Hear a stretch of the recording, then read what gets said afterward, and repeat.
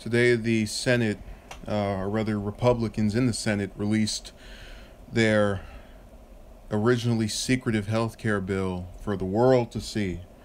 And in reading it, or reading I didn't read the whole thing, but the articles that were associated with it, I saw some good and some bad.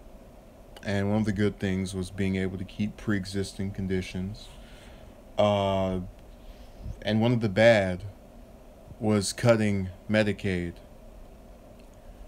I like to believe that I have a certain level of basic respect for the elderly and people who are older. And that comes from, I guess, in part, an understanding that we all, if we, do manage to live to a certain age, are going to experience some kind of health issue, rather. And wanting them to be treated in a way that is respectful of the fact that they've lived productive lives, they've just tried to be people that, don't negatively impact the world.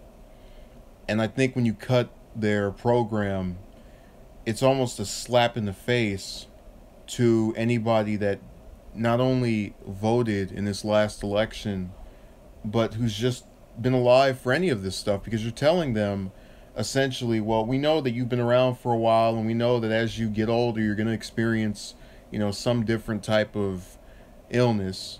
But because of that, we're going to punish you for it and cut off some of the money and use it to fund our wars. But that's a story for another day. So that was the part that really bothered me. I'm glad that the pre-existing conditions are being kept. Now they're trying to figure out how they're going to get enough votes for it.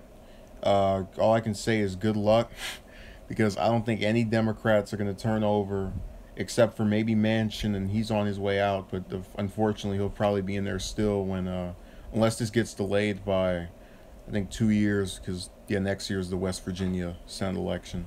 So you might get him, and that'll be 53 votes for this. And other than that, you're really just not. I don't see a path forward, is what I'm trying to convey here.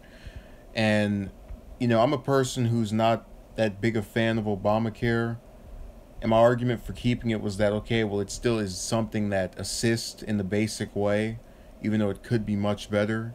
But this doesn't seem all that great. It feels as if we're taking, let's say, $100 bill, and we're gonna rip it in half, then stick some glue on it and say, okay, well, this is different because it has some glue on it. So no, it's the same thing except slightly crappier, and that's what this appears to be to me. One day we will get single payer health care, but until then, we're gonna have to deal with nonsense of this nature. So for everyone watching,